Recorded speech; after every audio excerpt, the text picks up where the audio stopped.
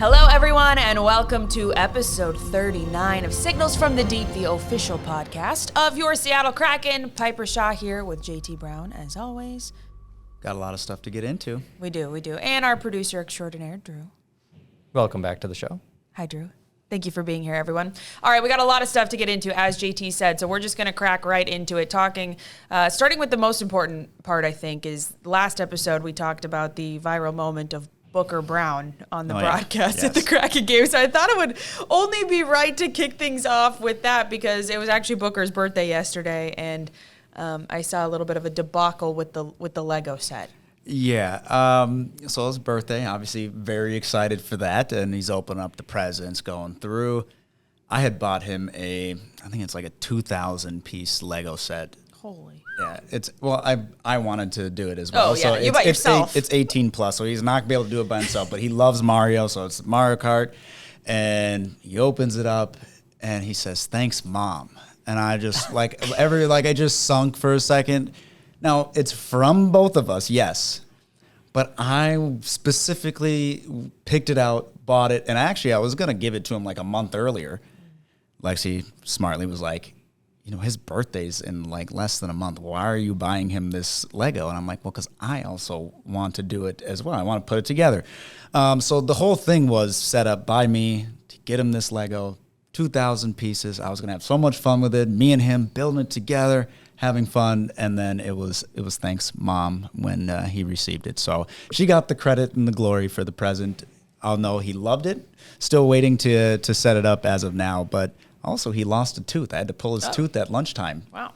Because he wouldn't eat. So that's an interesting birthday for him. I just want to say, in Booker's defense, and in Lexi's defense, perhaps, how many times have you gotten credit for a gift or an assist on a gift that you didn't do anything but pay for, JT? Every other gift ever, probably? More than one occasion, but, this one, like I said, I think it was because I had planned to just give it to him because I wanted to do the Lego as well.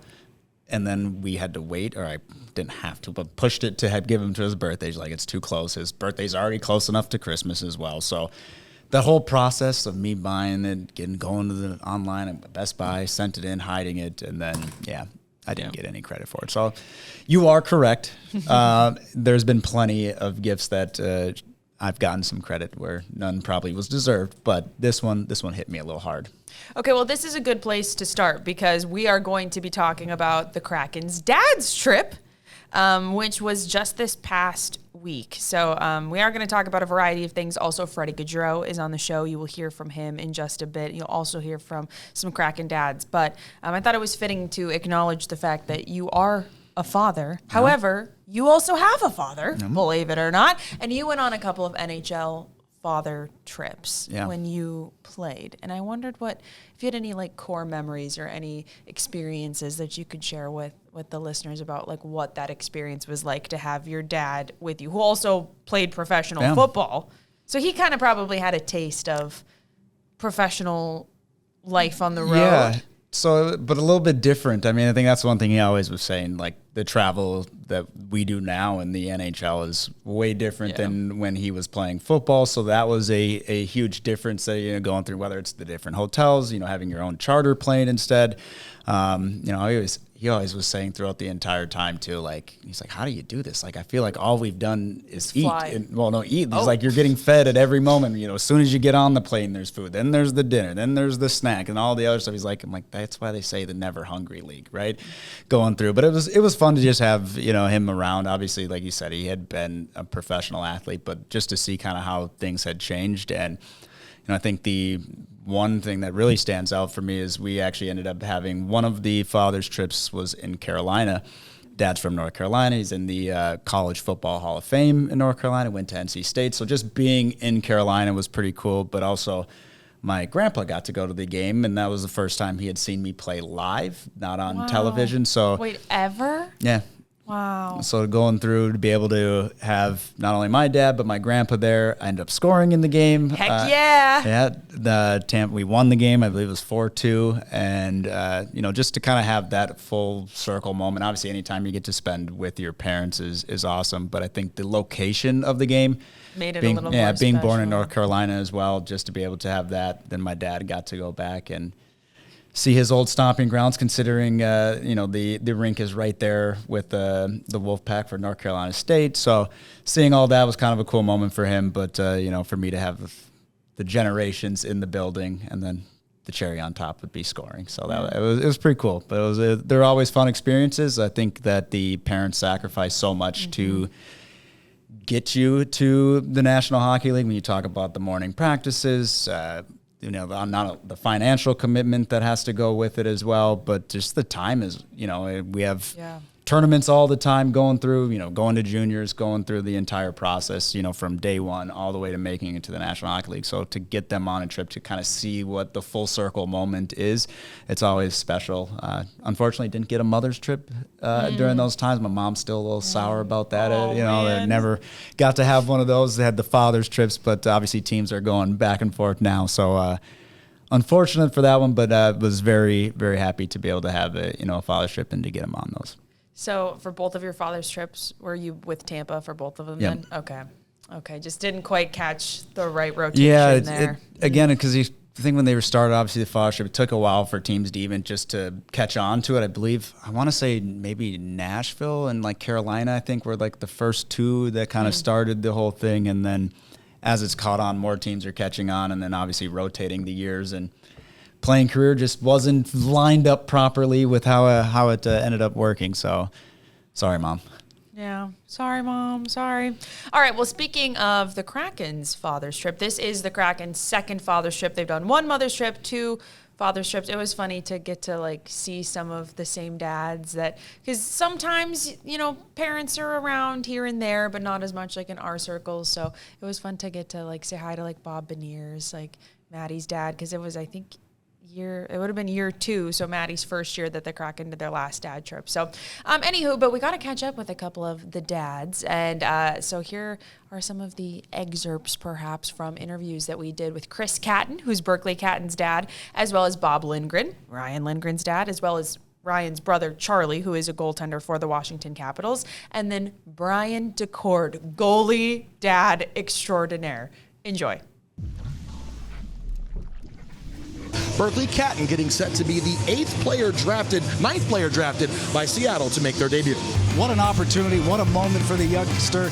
Going back to 8th overall in 2024, it's that full circle moment, getting those first laps. We've seen him in the preseason.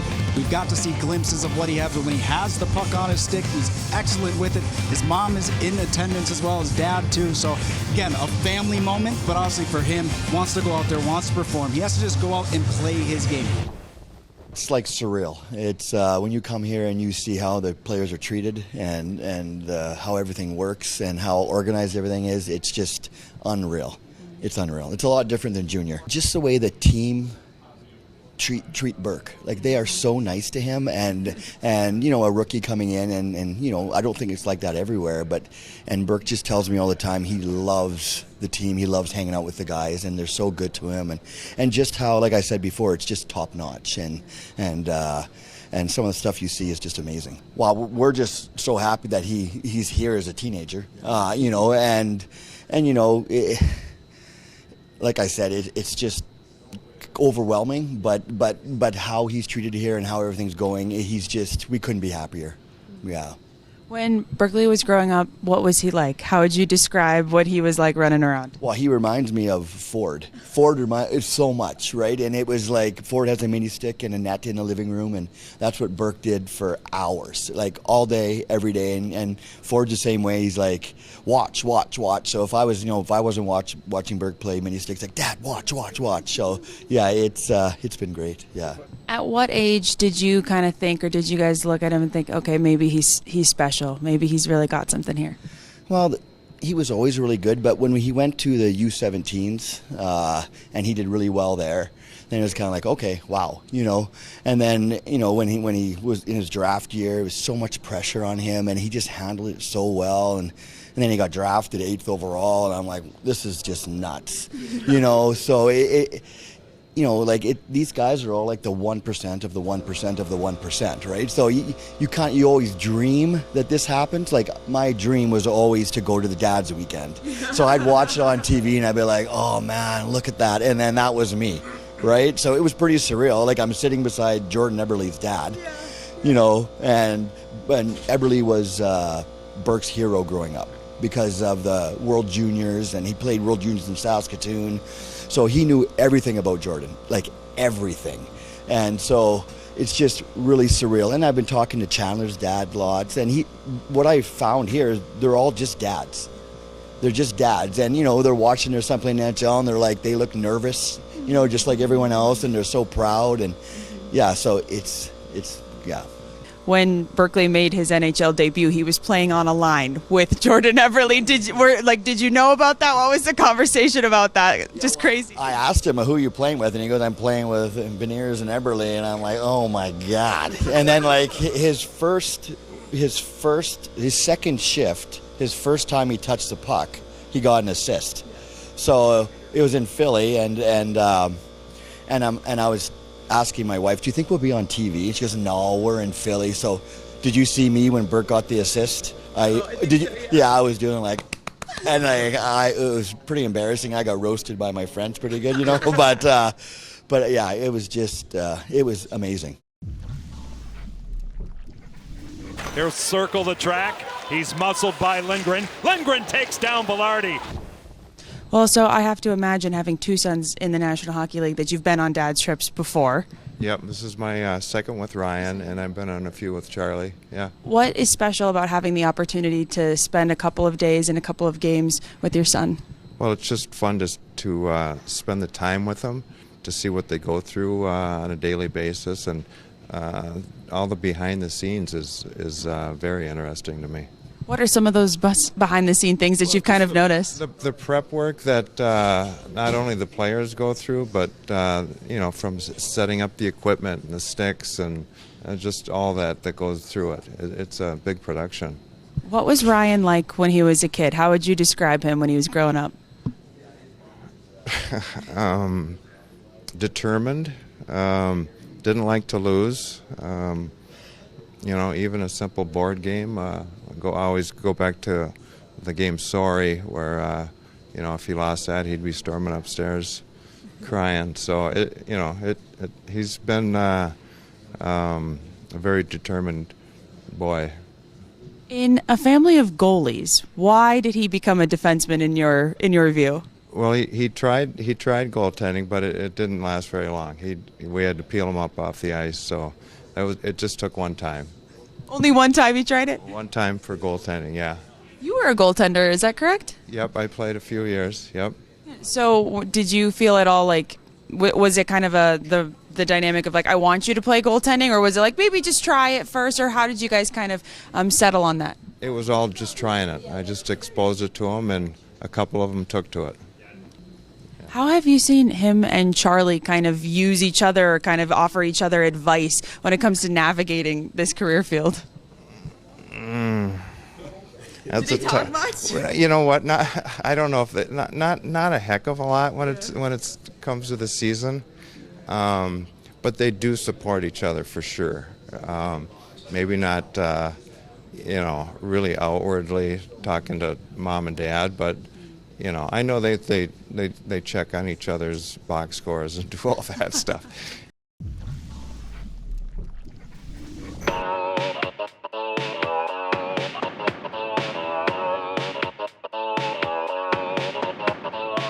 Cross will take a shot. What a stop! The core drops. Jack Drury.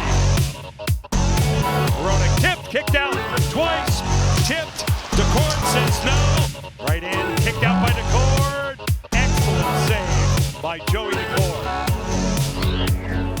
It's always been really, really easy.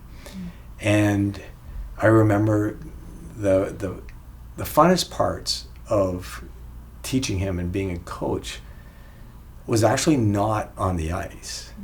It was in the car. And I specifically remember driving to tournaments and games. And he'd sit there with a whiteboard and we'd draw drills. And we'd go over like team theory type of stuff. And it was so neat. It was totally away from what we would do on the ice. But it was that time talking about the game and thinking about the position. And then after the game, talking it through. Being able to process what just happened, what did you learn, what do you need to get better at. And we were constantly talking about how to improve in that growth mindset. And I think that was just a big part of his development. A lot of people ask me, why Joey? Out of all the kids, why did Joey make it? And I think there's a few different threads to pull on there, but one of the reasons I think he was able to make it to the point he's made it to was his ability to adapt. So if I had to pick one thing that makes me proudest is the way he treats other people. So forget about the hockey, forget about anything other than he treats people with so much respect that you can see it. It's so evident, and he's so courteous and empathetic to people. And I think that if you had asked me the one thing, that's what really stands out to me. And I'm proud when he plays goal, but when I see him and the way he treats people, that makes me proud as a father. All right, thank you very much, dads. That was a fun trip. I think that they definitely wish they could have. They got the win in overtime against the Kings. Yeah. For the first game of the dad's trip, and they got to meet up with the Kings' moms. Ironically, the Kings' moms trip was happening at the same time as the Kraken's dad's trip. So there was that awesome photo. They were all in the same suite. Yeah, that was cool. But let's talk some Kraken hockey, shall we? All right. Unfortunately, the injury bug, as well as the illness bug, have been hitting the Kraken team hard. But that's not really an excuse. There's always a next man up mentality, but it's been a mantality. How about that? I like you like that? Yeah. Allison would be proud. She loves a pun. A mantality. A next mantality. How about that? What is kind of, JT, your thoughts on the state of the team right now and their recent results? Yeah, I mean, there's no doubt that the injuries, it's not ideal, right? You're looking up and down the lineup, whether you're missing Schwartz, you're missing McCann, you've got Catton down. You also have Murray still out as well. You're looking at the players that are on the IR, then the illnesses go through. Every team has these injuries. Every team goes through spurts where the entire team is sick. We've seen that, even with teams coming into Climate Pledge, hearing that they were sick going through. But I think that's where you have to find a way, right? That's where you dig deep, you go through, and there is no excuses. It is a tough schedule. Everybody has a tough schedule. At the end of the day, the Kraken have been playing some very close games that just haven't in the end gone their way. And I know that when you look at the final score, it may not show. Yeah. But for the most part, especially the empty nets, okay? Yep. You're looking at a 1-goal game until later you give up a late goal, and then all of a sudden then you add in 1 or 2 more empty netters. So the score doesn't necessarily reflect the actual score of the game. But at the end of the day, it is a results business. And at the end of the day, they did not get the 2 points or did not, push it to overtime to at least get 1. And that's where things start to get a little sticky, right? Mm-hmm. I feel like as you look, I think I said it in Edmonton on the broadcast saying, before you know it, we're going to be at the holiday break. Well, we're almost there. When you come back from the holiday break, before you know it, it's going to be the Olympic break. And all of a sudden, now you're looking toward the stretch of the down stretch for the season going through. And you got to put a spot. You have to keep getting points. And right now, the Kraken just haven't been able to get those points, even though the play hasn't been as bad as the record may show during this last time. That's what's kind of frustrating about it. And you have to try to compile points whenever you can. And they're going into a tough stretch. Whether it's before the holiday break or coming back from the holiday break, you have a tough stretch. So I think for the Kraken, again, it's just about resetting, getting yourself in, knowing that you've been playing good enough hockey, but just not been getting those bounces or pushing through. So don't get frustrated. Keep pushing, keep playing the same way. Because, again, you look at all those games. I think we did a stat on the broadcast last night, too, where they're first in the league when it comes to time spent tied in games. and 3rd in the league when it comes to time spent within one goal. So a lot of the games are spent. They're close, tight hockey games.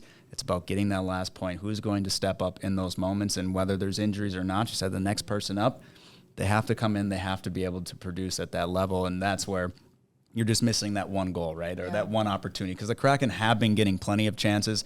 I look back even to the Utah game, right, where Kirill Vejmelka season high shots on goal stood on his head, and that happens from time to time. So don't get discouraged. You're getting opportunities, but I think the overarching, when you look at the big picture, it is still, this is a points-driven league. You have to, whether it's 2 points, 1 point at the end of the year, the number that matters at the end is the points, total of points that you have.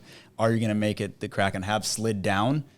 Outside of, it wasn't too long ago, they were sitting 2nd in the Pacific. Now you've slid your way down. It's still tight in that area. Obviously, the top teams have kind of separated themselves a little bit, but it's not going to get any easier for the Kraken. So I think from that standpoint, like you said, next person up, you just got to keep pushing. Yeah. One of the areas of the game, though, that has been improved, or rather improving, was definitely a sore spot when this skid started and has been better later, is the penalty kill.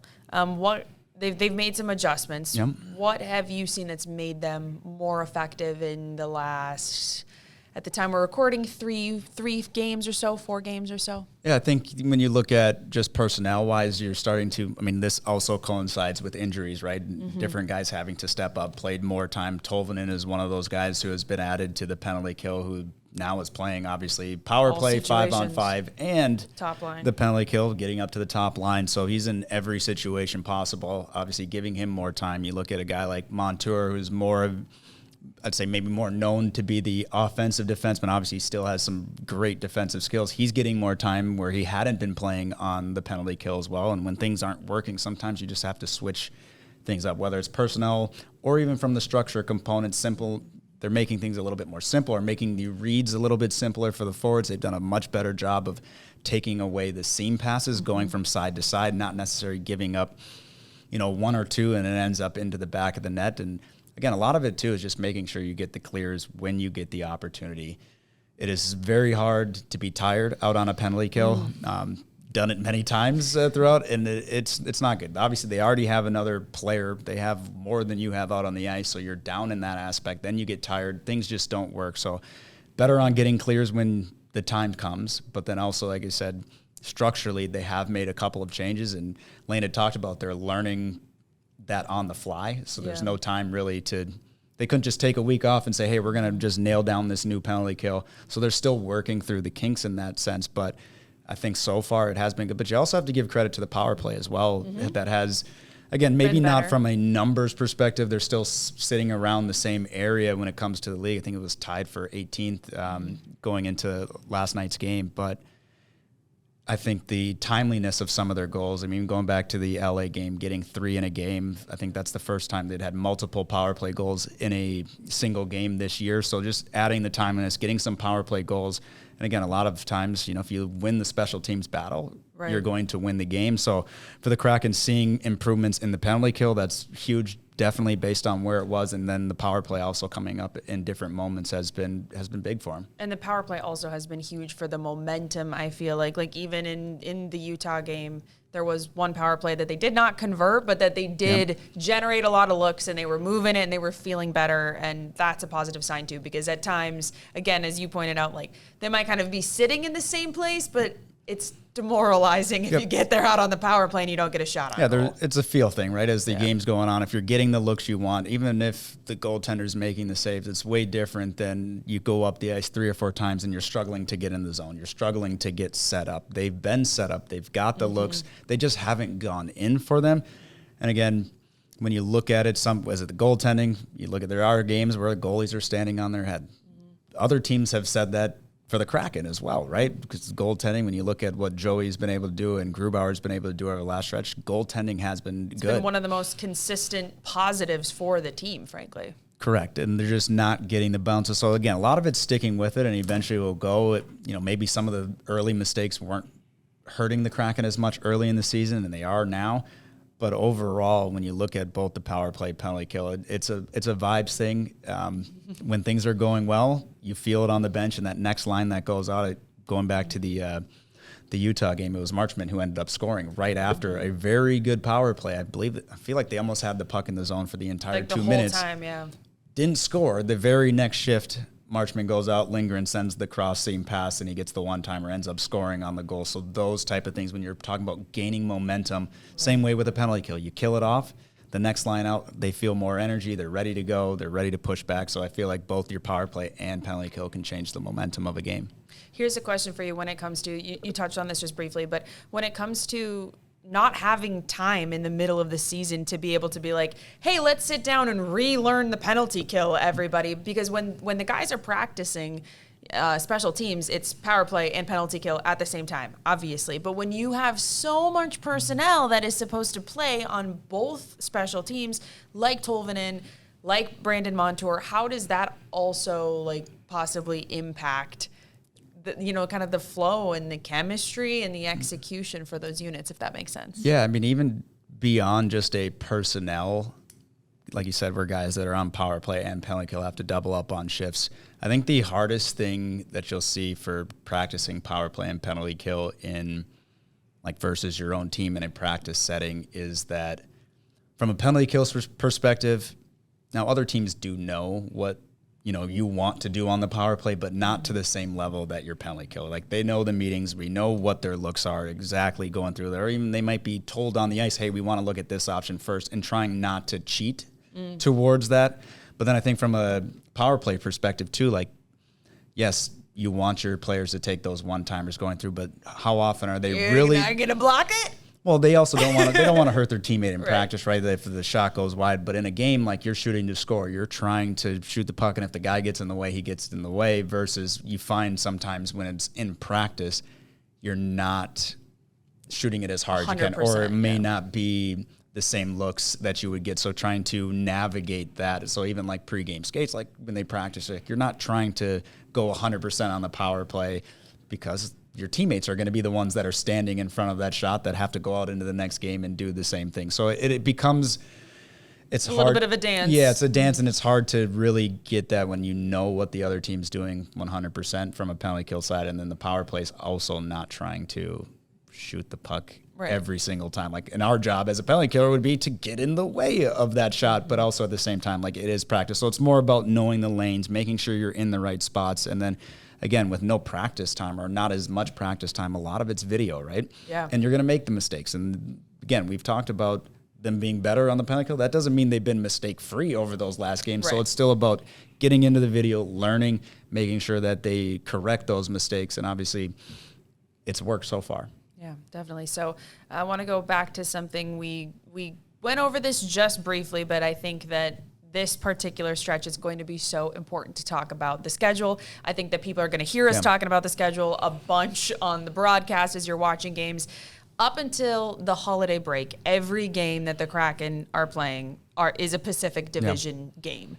Can you just speak about how valuable those handful of games are up until that date? And then looking at January, since we got this schedule, we have been talking about the month of January. It is the most games played by a team in 1 month in NHL history. That is what the Seattle Kraken, and I believe the Penguins are the other team that have the same. So there's 2 teams that are playing that many games. How critical are these next 5-6 weeks? Well, starting before the holiday break, because that's your first reset, right? So you get to go back and take out the Colorado game. You're talking about the Pacific Division opponents. Calgary is tied when it comes to points at the time of recording this. You look at San Jose, they're ahead. They're sitting in the last wild card spot. LA and Anaheim are both ahead, sitting in the Pacific Division spot. 2 and 3 in the Pacific Division right now. So like when you're looking at the people that you're trying to chase, no better time to do it when you get to play them. Those games right there, obviously, versus saying, we want somebody else to beat them. Right. And then we take care of our job. Control your own destiny. Perfectly said there. So you get that opportunity. You look at the 4-point swings when you look at the in-division games. And you have that opportunity to push ahead and get into a spot where you get into the break, and now you get to have a few days to relax, because you talked about January is a tough schedule. And again, I think from the moment, like you said, when the schedule came out, that's the month you circled, right? Like, and you want to be in a spot where you're not trying to completely make up points or make up games during that. Now, yes, you can get on a roll, and then having, 17 games in 31 days could really help you. But I think from a just overall perspective, you'd rather be, inching to where you're just a couple points outside of that playoff spot getting into the January month. And they have the opportunity because they are playing teams that are ahead of them besides Calgary, who's tied. But the rest of the teams are ahead of you in the standings. So, like, you have the opportunity to make this last little push before the break, and then you come back, and then the 17 You need games. a big month. I think there's There's so much opportunity. There's three back-to-backs in January. There's 9 home games, 8 games on the road. So it is a packed schedule. It's basically every other day for the entirety of the month. Now you get on a run. So again, you can take the positivity. You take this last little bit before the break, reset, and then go on a nice little run. And then who knows what happens from there, right? Obviously, there's still a lot of games to be played in this season, but I think you can set yourself up, and that's what I think the Kraken would want to do, set themselves up to have a good January by finishing off this last little stretch here. You have one more game at home, then you go on the road before the break, and if they can do that, they will put themselves into a much better spot. And then on top of it, at the end of January, you know what you got? A couple of big Western Conference and Pacific Division games, because right before the Olympic break, again, they have a back-to-back with Anaheim and LA, and I believe Vegas right before that too. So this is like the meat. Now's the time, make right? or break. Yep. Yeah. Yep, definitely. All right, one more note of Kraken hockey before we get you over to Freddy Gaudreau, who's just a delight, and I'm so excited for everyone to get to hear that interview. Among some of the call-ups, among some of the different opportunities that guys have had, we saw Jacob Melanson called up for the game against Buffalo with sickness running around the locker room. Mason Marchment was not available. That was Melanson's second game in the NHL, and I think he made his presence known, JT. Yeah, to say the least. I mean, obviously, we know what to expect from Melanson, but going into that game, like, he brought a energy that's not necessarily on the Kraken day in, day out, and that's his style of play. 7 hits, I believe, was the final for him, which was the most by a Kraken player so far this year. And going after, it didn't matter. He's in his second game. He's going after Rasmus Dahlin, one of the, I'd say, star defensemen in the league. Great moving. He took him out more than once, took a couple runs. He took one on a Greenway. Jordan Greenway. I was like, woo! Put him down. And it was beyond just the hits, right? And I feel like the hits were what everybody saw, the main part, but a lot of those hits created more offensive zone time for his line, which I thought the entire line played well because of that energy. Every time he stepped out, it seemed like Buffalo knew he was on the ice. The Kraken knew he was on the ice. He was creating opportunities for himself. He was creating opportunities for his line mates, but he's also hemming in the defenseman. Every single time that he'd go through, it's another body check. It's another body check. He's physical. He's on the forecheck, and they're thinking about it. But then the next line gets to go out against a tired opponent because of the way that line was playing together all throughout the entirety of the game, and even seeing some different shifts in lines. I think Ben Myers moved up as well. They were still creating and going through. So I think he just kind of brought a new energy. It was fun to see. I love that style of play. That's how you played. It reminds of what I would like to do out there, and what, the part of the game you miss. That's what you miss. I miss going out there, running around, hitting everything that moved. He was in how many battles after the whistle, chirping people back and forth. And again, it's just something we don't see every single game. So to be able to have him out, again, for a call-up, came up, and he did his job very well. And again, turned some heads, and I thought he made an excellent, second impression, right? Obviously, we got the one game last year in Nashville, which he did a lot of the exact same things in that game as well. So I don't think... This felt more, polished in a way, though. Obviously, he's still playing that physical game, but it felt a little bit even more intentional and impactful, I feel like, though. Yeah, and I think a lot of it's just the offensive opportunities that he ended up creating because of the physical play. Like I said, the physical play is what everybody gets to see, and you see the bodies flying all around. But obviously, when you take a look at positioning, where was he out on the ice within the system, playing obviously smart? He's got another year under his belt, going through and continuing to develop. And obviously, he said got called up because of the sickness. So not necessarily sure how long he ends up staying, if he ends up going back, however it goes. I don't think that that'll be the last time we see Jacob Melanson this year.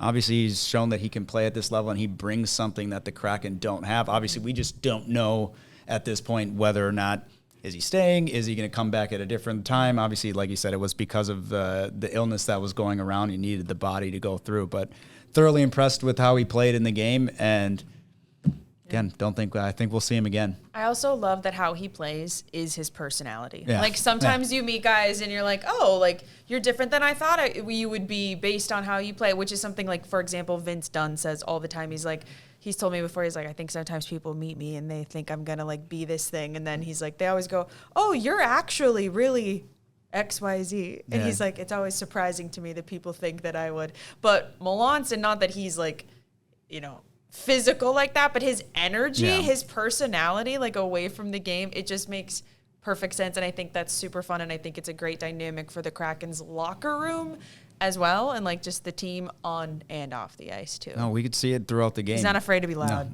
No. Yeah. On and off the ice, like I said, I felt like every other whistle or something, he was going back and forth with somebody from the other bench. So a good energy was brought to the game. And again, for your second game in the National Hockey League, I thought it was fantastic.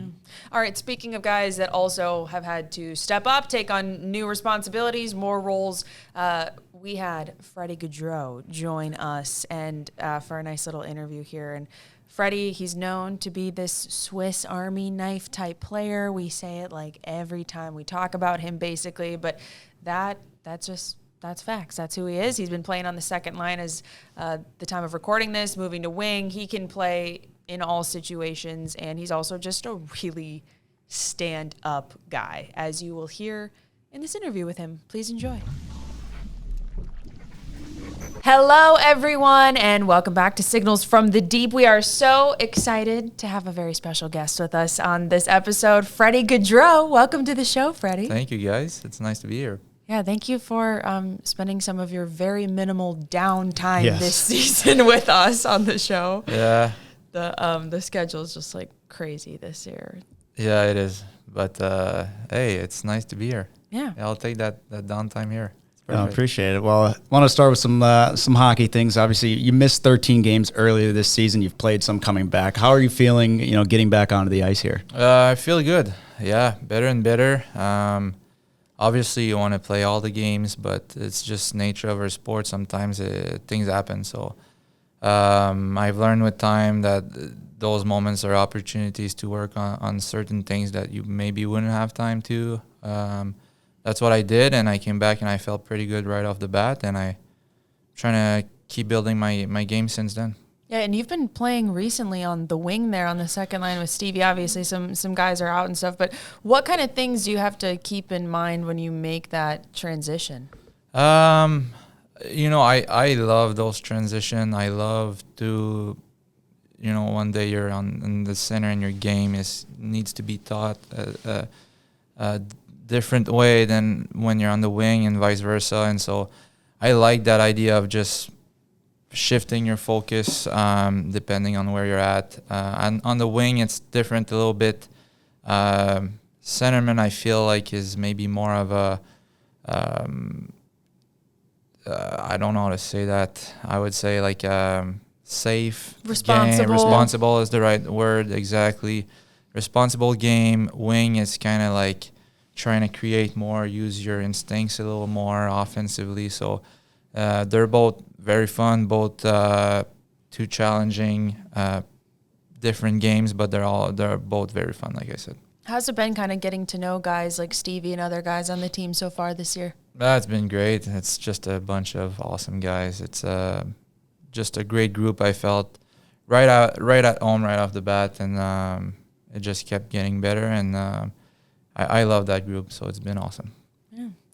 I don't know if you You're good. All right, so we're going to move on to this next topic here. All right. We talked about this at the beginning of the season a little bit, but you're a relatively new dad. I believe your son Felix is like a year and a half. Yeah, a little over a year and a half. Yeah. How's it been juggling parenthood, fatherhood with the NHL schedule and the lifestyle that you live for you and your wife? Yeah, it's weird. It's the mix of like the hardest thing, but yet the easiest thing. It's weird because it just fills your heart so much that, or my heart at least, that I feel like I get more energy.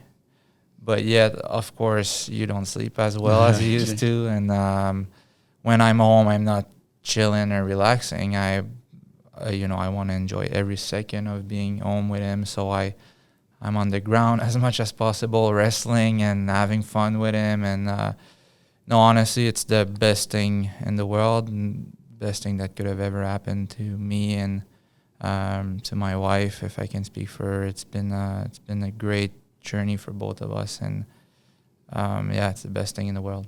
You talked about not getting as much sleep. Are you a pregame napper? That I am. Are you still getting those then? Maybe not at night. For sure. Yeah. My wife is great with those things. She's great with everything. So, the sleep, like I said, I think there's phases in the summers, I would say, especially I'm trying to get more involved and stuff like that. But no, she's great, and she's trying her best to give me everything I need sleep-wise, and especially the naps. So we've started doing our naps sometimes together, which is super awesome. fun. Yeah, it's kind of timed well. And I'm the guy, I get a bit emotional when I get on the road too, leaving and not seeing him and coming back and feeling like he's learned new skills and stuff. It's great, but it also makes me emotional to feel like time flies and stuff. So when I'm home, I'm trying to get as much time as possible, and those naps are great. I know how that goes. I missed Lily walking her first steps, so I understand exactly what you're saying there, being out on the road. Yeah. Is he on the ice at all yet? I know he's a little young, but maybe. He started a little bit. We got him skates, and I brought him when I was injured after practice, and he loved it. And now it's just hockey, and he just is swinging his stick in the basement and everywhere in the house or everywhere he is. He loves to swing the stick, and now, he loves to wear his skates too. He was on the ice 2 times so far. Has he met Stevie's little boy, Ford? Yes. They're buddies. I mean, Ford is older, but they're cute together. Yeah, that's funny. So with the holidays obviously coming up too, how has that, since becoming a parent, does that make it a little bit more exciting, a little bit more special to have a couple days off? Yeah, for sure. It always is. It's all about him right now, Still young, but I think right now we're trying to kind of give him more of a feel of like Christmas and those things. So, holidays are special for me. That's been a hard part of my journey as a hockey player, is not being home for Christmas. But now to be able to go through that same energy, but with him, is special. Do you have any holiday traditions that are really close to you or your family in general? Not much on my side, but to us, it was always just growing up being together. I think it's the snow, it's skating outside. When we were at the cabin, it was about skating on the pond. So I would say that's the best one. Yeah, you mentioned Christmas, so we all know there's a jolly fellow in red that likes to visit December 24th overnight, and I heard, though, in Quebec, somebody else visits in January. Bonhomme Carnaval? Bonhomme Carnaval, that's in Quebec City, I think it's more a Quebec City thing. Is that, did you celebrate? You know what it is? Or give it a little... Not much, to be honest. Okay. No, I was trying to figure out, the Quebec connection to see if it would slide, but no, okay. I wish I could jump on that more, but it's more of a Quebec City thing. How would you rate my French? Bonhomme Carnot. That was good, man. It was good? Okay. Yeah, that was All right, I was really practicing good. in the car ride over, trying to get that right. But no, okay. JT, your wife is from Quebec, right? She's Or from somewhere near? Ontario, but Oh. she's French-Canadian. Oh, no way. Yeah, Nice. Yeah, so she was the one who told me that. So I'm blaming her for the miss, not for myself. Lexi is not catching strays on the podcast Oh, she's good. Yeah, 100%. That's No, funny. basically, she told me it's more like an outside event, right? Like where there's ice sculptures and different stuff like that. So I thought it might be cool, but Yeah. I missed it. All right, sometimes we miss. Okay, Hey, you're good. That was Hey, You're right. Actually, but it's in Quebec City. It's not all over the province of Quebec. So, and I never, maybe once as a kid, a long time ago, but I can't even remember. So, sorry. I wish I could have helped you. Well, there. you know what? Hey, at least my French was okay. You understood. You understood what I said last time. I believe it was last year. I said something to Yanni Gord after a game on the bus, and he was like, "Brownie, that was terrible." So I It's gotten took better. 2 years of French in high school and I took 2 years in college, but I never have had anybody ever to speak with. So I can read it very well. Like when I went to France or when we go to Montreal, nice. I can read everything. So I'm like, I know what's going on, but speaking it now, I'm like, I think Yanni was the first person I ever met that actually spoke French, for real. And then you're probably the third, Freddie. right. So Oh, maybe one day we'll get onto a French podcast here. Oh, yeah. yeah. We'll get there. We'll get there. we're gonna have to keep working on it. I'm a long ways away. I got about 5 words, and that's about it. Full So French show. since I missed on that one, I'm not going to miss on this one. Okay.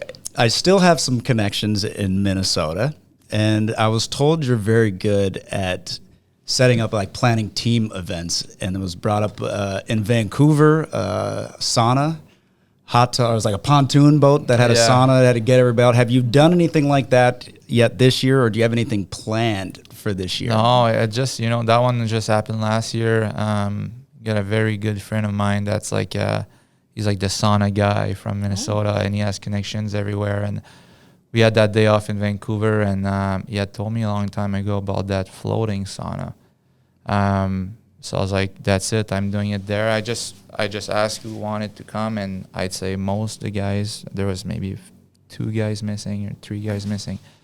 So we set up the bus, getting there, beautiful ride. We get there. It's kind of a magical place. And that was just a beautiful day altogether. I haven't set anything up here yet, but those things are great. I think sauna team events are the best for me. So that was great. I think you're going to get the Finns involved for sure if you offer that to them. They're part of it for sure. For a lot of the listeners maybe who haven't been in that type of setting, can you just explain like how important those team bonding events, whether even it's going to a sauna, maybe it's just a team dinner, what that does for a team and for a group? Yeah, it's huge. You go every game, what people see outside of, like from the outside perspective, is just guys kind of skating around and see a puck flying around and you score or you get scored on and you win or you lose. But in the room, like you're looking around and those are your brothers. Those are the one you're going at it together. You all have the same little nerves before every single game, but you're together within that energy, within those nerves, within that excitement. So, to go at it with the same boys, to grind with the same boys, you want to feel like they're your brothers. And those events are the moments where you feel, in the room too and on the ice, and you keep building, but those moments where you're off the ice and in different settings, talking about different things, just being a human being, those are, I feel like, are the moments when things get tighter. So dinners like that, or like you mentioned, or events like that, they're very, very important. They're the glue, if you will. For sure. Yeah. One of the things that I wanted to talk about, I know that we talked about this a little bit at the beginning of the year, and unfortunately the big story that I made about you like a week or 2 ago, whatever, we had to remove it for time, but we're going to use it later. But for the sake of the podcast, we talked about some of your work with the Down syndrome community. Yeah. Can you just kind of share with our listeners like where that comes from for you and in what ways you and your wife like to get involved? Yeah, well, it's pretty simple. My nephew, my godson, Noah, he's my sister's son, was born with Down syndrome. And when that happened, there's a part of me and my whole family that was kind of lost and didn't really know how to handle that because it was brand new. And new things sometimes they make you feel insecure, and I'm not really sure. But quickly we realized that it was a blessing, that he was a blessing, that differences are beautiful in every single way. And that we have so much more to learn from each other, and we just have to be open versus scared of the unknown and scared of, not getting close with people that are different. Or so yeah, with time it just kind of clicked in my head that like I was in, I don't really like to be out there, to be honest. I'm kind of comfy in my little things and more of an introvert than anything, but I realized I was on a platform still with hockey, and if I could use that a little bit to spread the message of inclusion and how beautiful inclusion is and how important it is, it was something that, like I said, just clicked, and it was important for me to do it. So started with a little bit of things on social media, a little post, got my teammates in the past couple of years involved too with an event on March 21st, which is the World Down Syndrome Global Day, basically.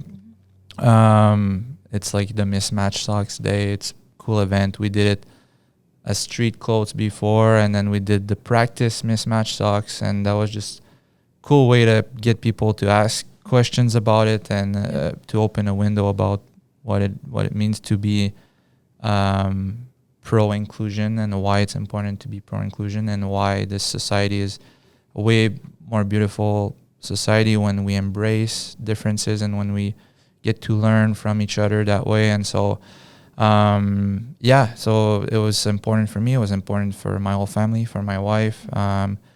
Kirsten and I got involved last couple of years a little bit more with the Down Syndrome Association of Minnesota, and we reached out right away to the Down Syndrome Center of Puget Sound when we got here, which was awesome. We went to meet the people there. They do a great job. They're dedicated people. They have a lot of resources.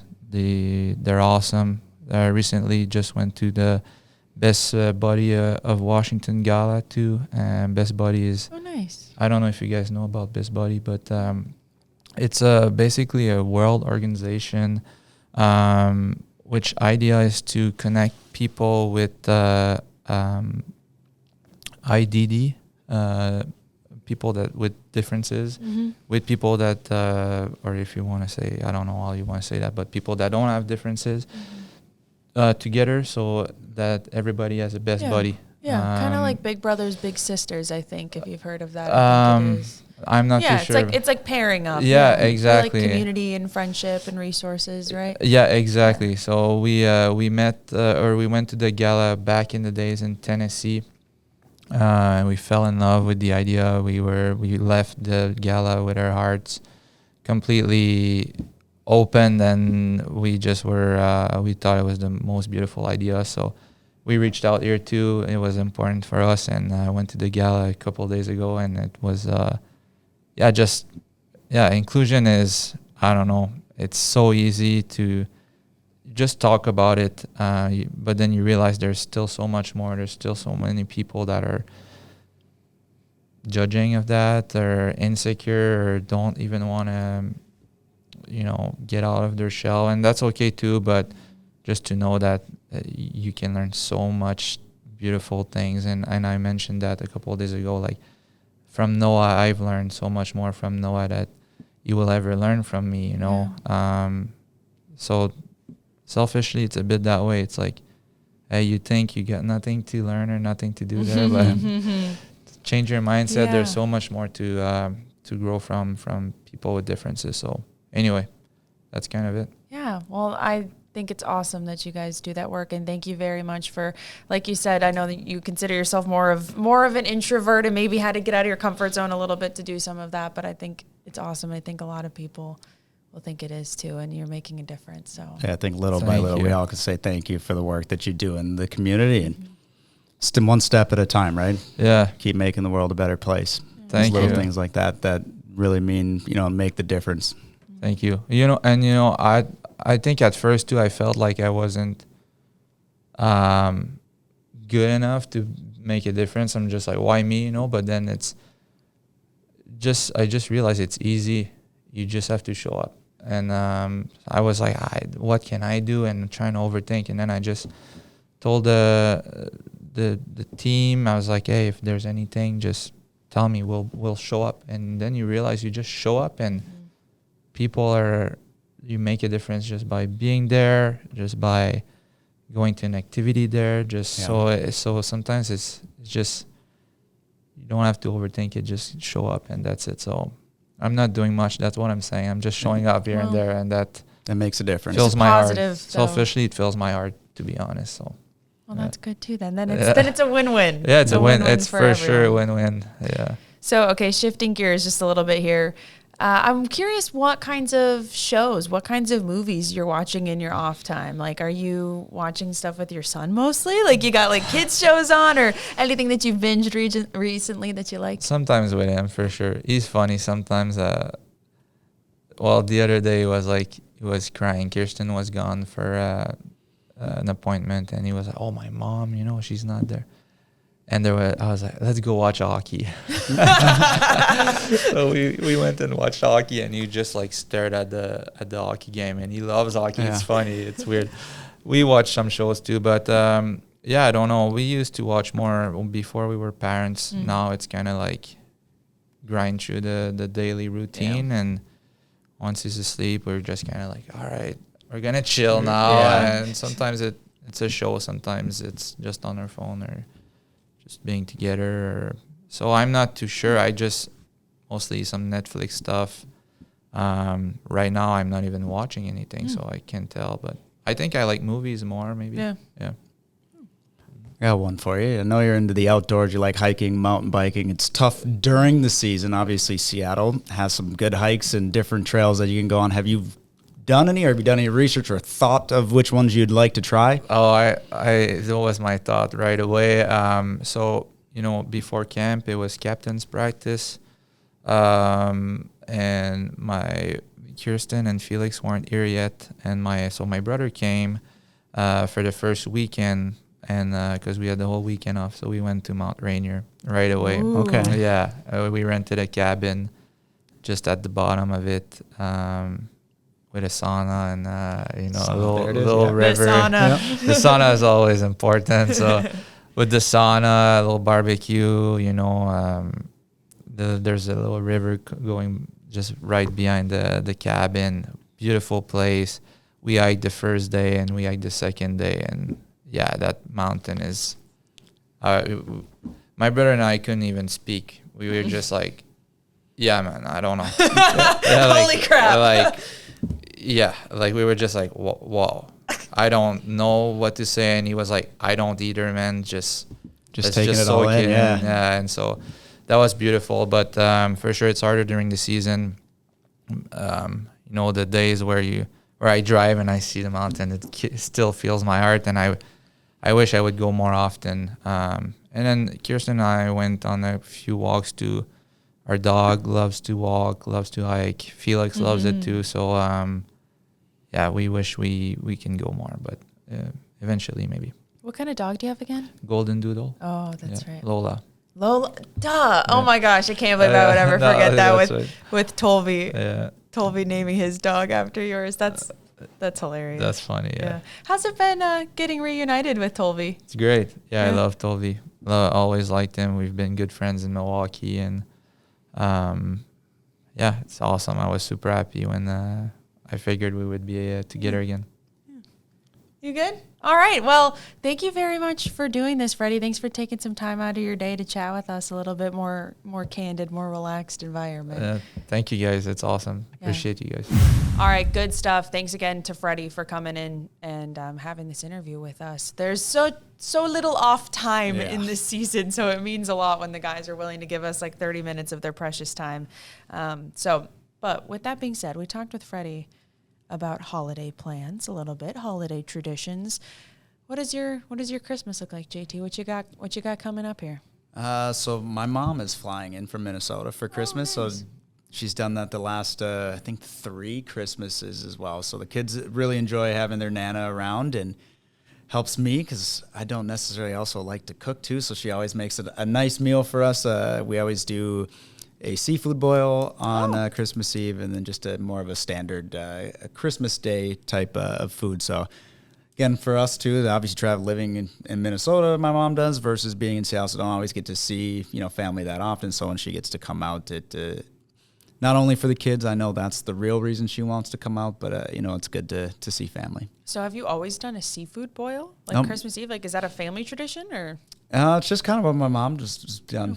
So did you do it growing up and stuff? I feel like once you start going to multiple Christmases, going through, you got to pick a day, and I've eventually turned into having seafood boil at my mom's. So like, I enjoy it. I think it's a little bit different, but no, it's just something that we've always been doing. Yeah, that's cool.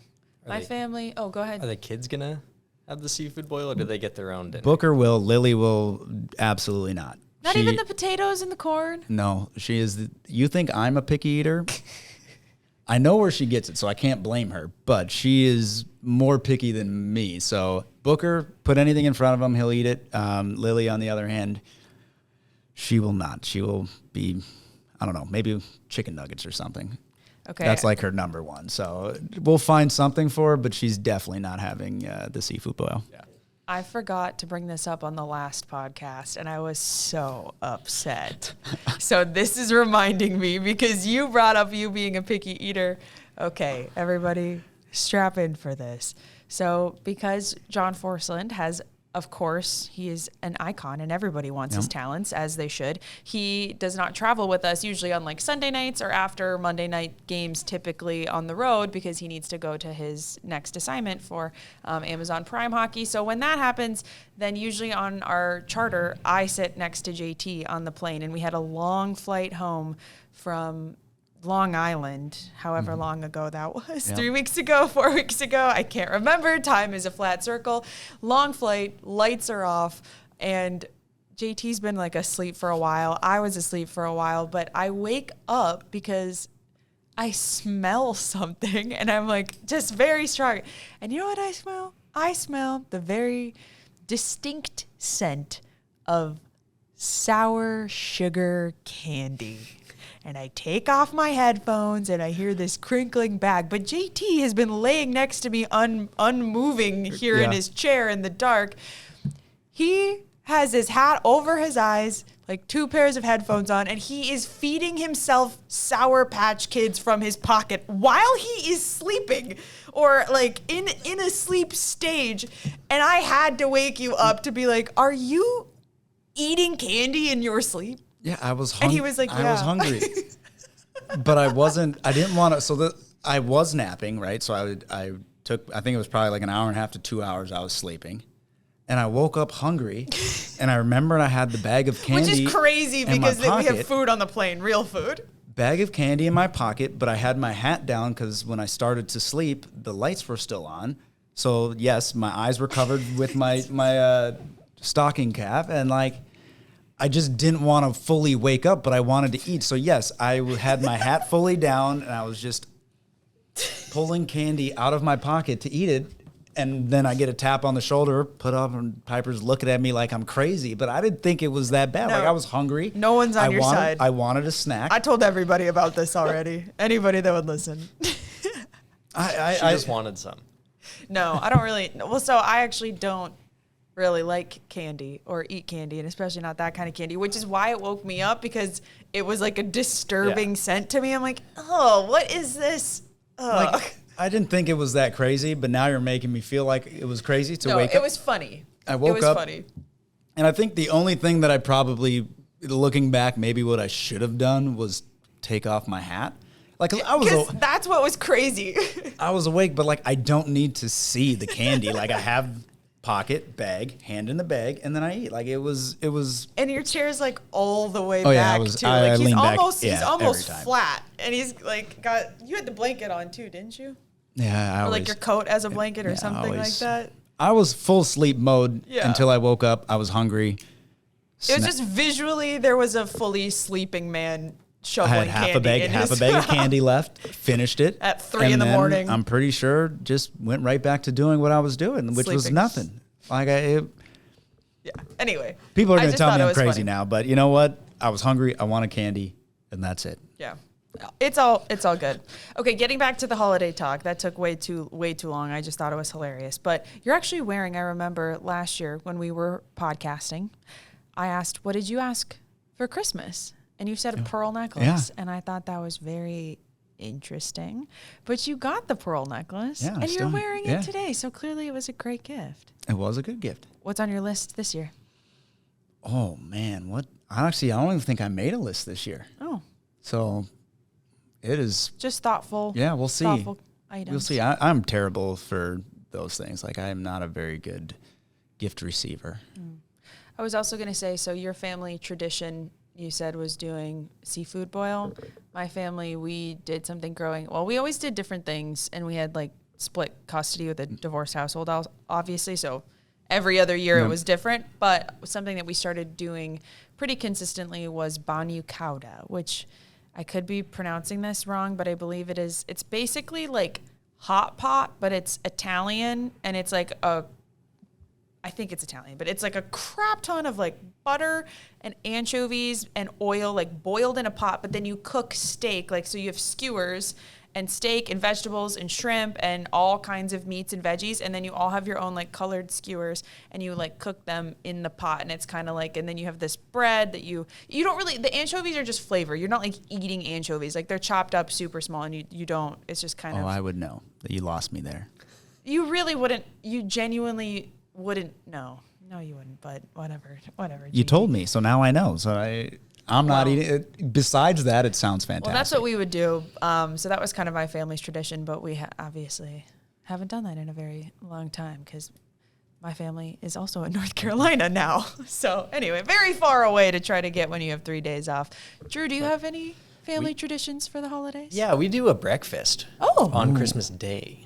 So after all the morning festivities, we do just eggs, bacon, pancakes, sausage, hollandaise sauce, just everything we can. And we're both big breakfast people. Yeah, we don't do breakfast a whole lot, so that's kind of like the one day a year as like a family we, are able to do it. So the night before Christmas Eve, we kind of just shake it up.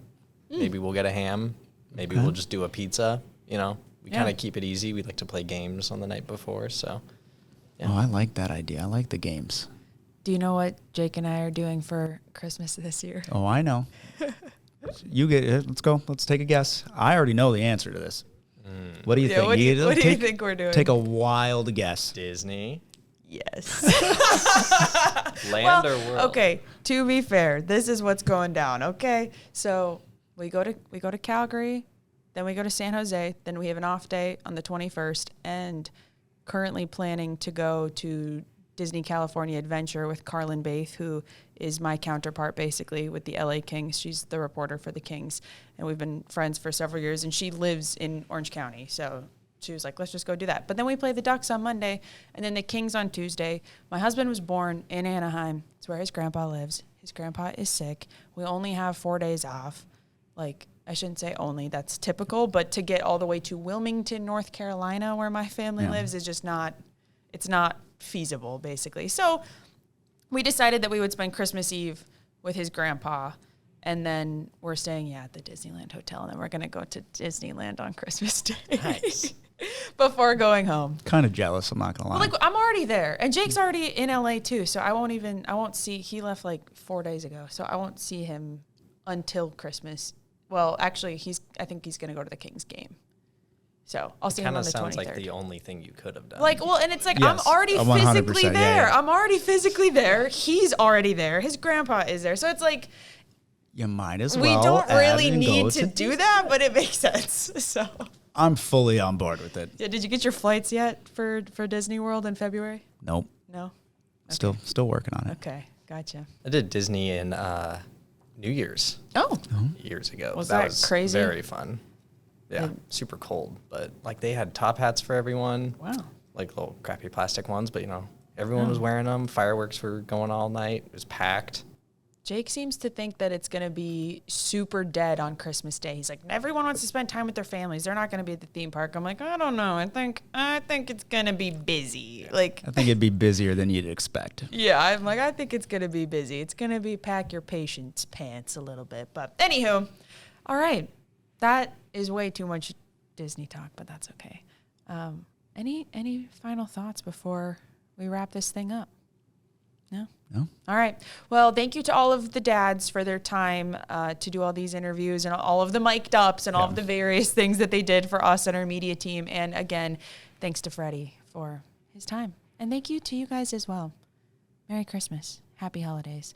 And if you guys enjoy this podcast as well, all of you out there, Merry Christmas. Happy holidays to you. Feel free to give us the gift of a 5-star review on Apple Podcasts. Maybe leave us a little review. Maybe we'll read it on the next show. So anyway, have a great holiday season, everyone, and we will see you after the break.